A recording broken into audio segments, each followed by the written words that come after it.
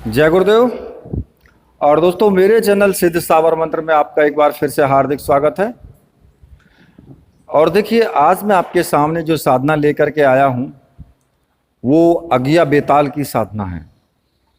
एक प्रचंड साधना है और बहुत ही सरल तरीके से ये साधना है।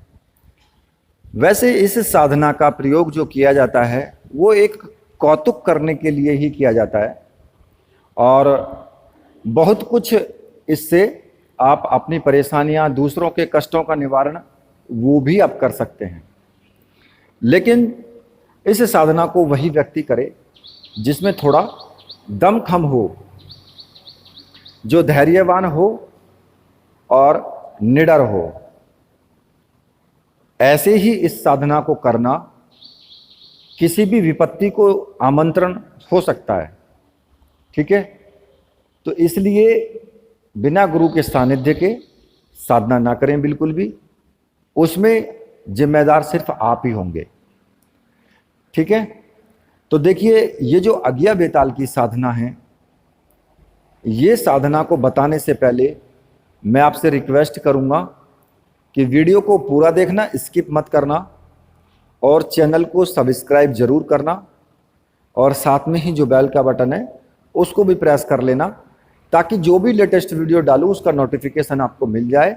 आपको वीडियो ढूंढने की ज़रूरत नहीं पड़ेगी, क्योंकि जैसे ही नई वीडियो डालूंगा तो उसका नोटिफिकेशन आपको मिल जाएगा। तो इसी के साथ अब आगे मैं वीडियो को बढ़ाता हूं और आपसे मैं बात करता हूं कि भाई अगिया बेताल की जो साधना है वो वास्तव में क्या साधना है। ये साबर मंत्र के द्वारा है। जो अगिया बेताल है उसका साबर मंत्र है ये, और बहुत प्रचंड मंत्र है। तो देखिए, विधि बहुत आसान है इसकी पर। सबसे पहले आपको क्या करना है कि आप किसी भी शुभ मुहूर्त में, जैसे कि होली हो गया, दीपावली हो गया, नवरात्रि हो गया, या फिर ग्रहण हो गया, ग्रहण में भी आप कर सकते हैं, थोड़ा जल्दी सिद्ध हो जाता है ग्रहण में, या फिर किसी भी शनिवार को कर सकते हैं।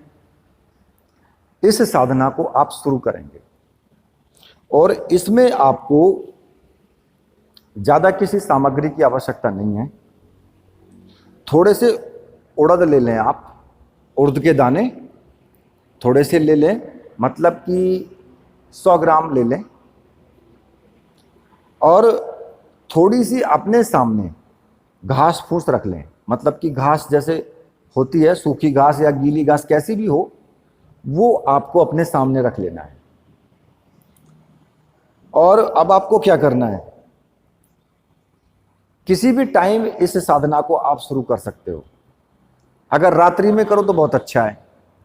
रात्रि में 9 बजे के बाद अगर आप करते हो तो बहुत अच्छा है।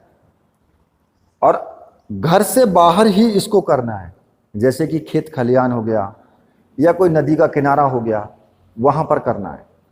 और साधना शुरू करने से पहले आपको किसी भी तरह के ना तो दीपक की आवश्यकता है, ना ही धूप बत्ती की आवश्यकता है। सिर्फ एक आसन ले लेना काले रंग का, उस आसन को बिछा करके आप बैठ जाएं और दक्षिण दिशा की तरफ मुख करके बैठना है। ठीक है, लेकिन सबसे पहले आपको सुरक्षा घेरा अपना बनाना है। एक लोहे की कील ले लें और मंत्र पढ़ते हुए अपने चारों तरफ गोल घेरा खींच लें।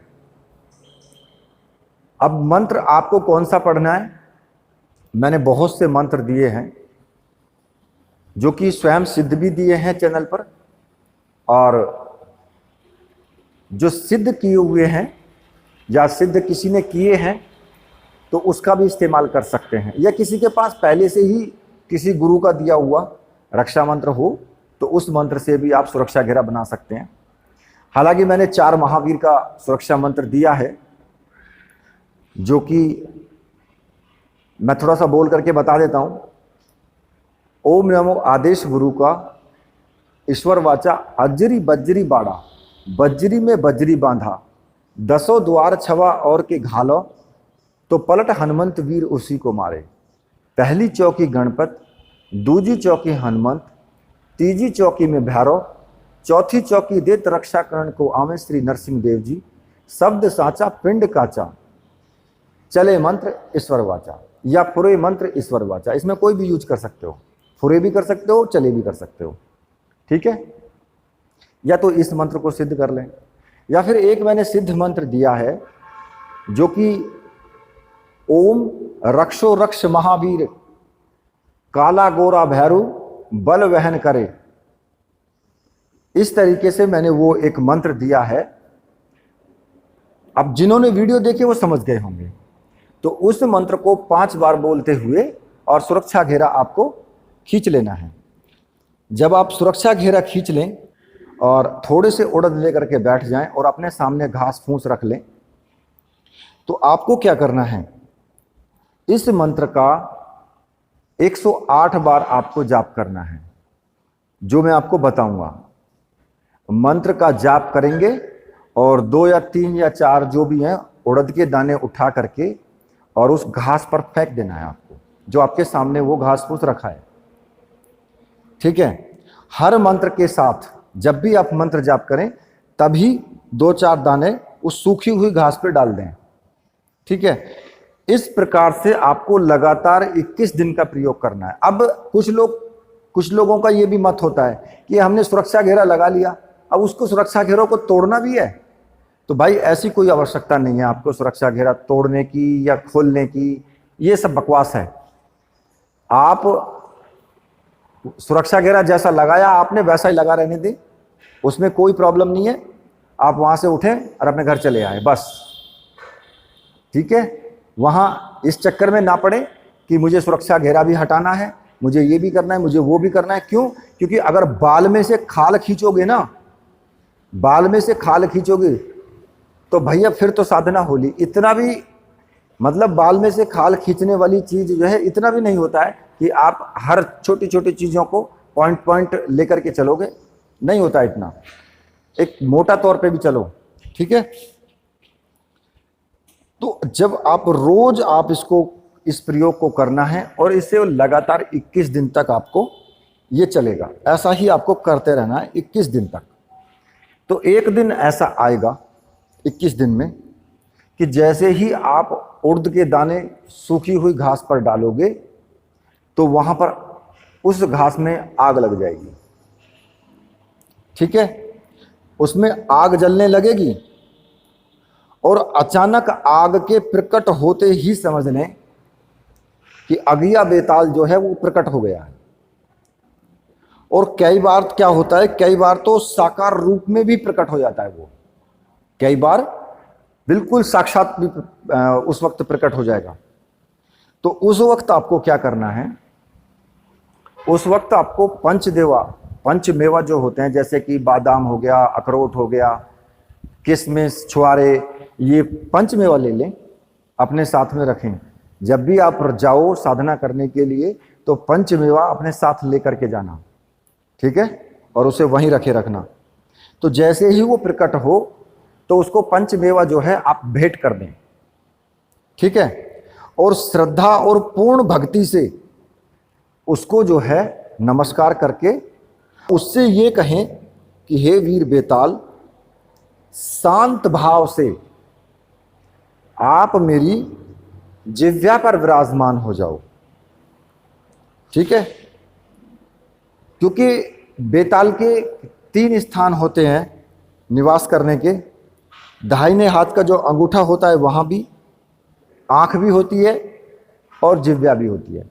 तो आप उसको जिह्वा पर कहें कि जिह्वा पर विराजमान हो जाएं, क्योंकि जिह्वा पर रहने से क्या होगा कि वो आपके स्मरण करते ही बेताल प्रकट हो जाएगा, ठीक है। और जो भी आपका इच्छित भी स्थान है वहीं पर आग लगाएगा, वो आपके स्मरण करते ही वो अग्नि लगा देगा। ये कार्य करता है वो, ठीक है। और जो आपके दूसरे कार्य होते हैं, जैसे कि कुछ और भी कार्य हो सकते हैं जो भलाई के हैं, उनको भी आप बोल सकते हैं।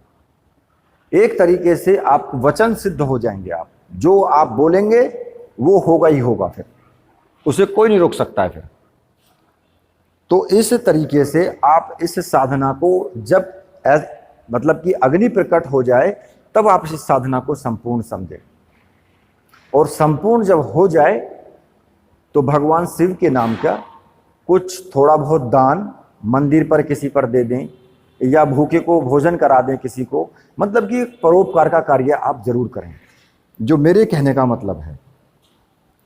और अगर आप इस साधना को कहीं पर नदी के बीच में खड़े होकर के, नदी के बीच में खड़े होकर के अगर आप कमर तक खड़े होकर के इस साधना को करते हो तो ये उसी क्षण सिद्धि होती है इस साधना की। अब मैं आपको ना इसका मंत्र बता देता हूं कि इसका मंत्र क्या है, और इस मंत्र को मैं लिख करके आपके वीडियो में भी दूंगा, वहां से आप नोट भी कर लेना। कई लोग क्या होता है ना, वीडियो तो पूरी देखते नहीं है और कहते हैं जी मंत्र तो लिखा ही नहीं है। अरे भैया मंत्र तो लिखा है पर तुम देख नहीं रहे हो, तुम देखना ही नहीं चाहते हो। तो अब मैं आपको बता देता हूं मंत्र। मंत्र इस प्रकार से है, ओम अगिया बेताल महावेताल बैठ वेताल अग्नि, अग्नि तेरे मुख में सवामण अग्नि, महाविकराल फट स्वाहा। अब इसको थोड़ा जल्दी जो बोलेंगे वो इस प्रकार से बोलना है, ओम अगिया बेताल महाबेताल बैठ बेताल अग्नि, अग्नि तेरे मुख में सवामण अग्नि, महाविकराल फट स्वाहा। ठीक है, तो मंत्र इस प्रकार से है, और इस मंत्र का कभी भी आप दुरुपयोग ना करें, क्योंकि दुरुपयोग करेंगे तो भाई आप ही को भुगतना पड़ेगा, इसमें किसी और दूसरे का कोई दोष नहीं है। ठीक है, तो इसी के साथ अब मैं वीडियो को यहीं पर समाप्त करता हूं।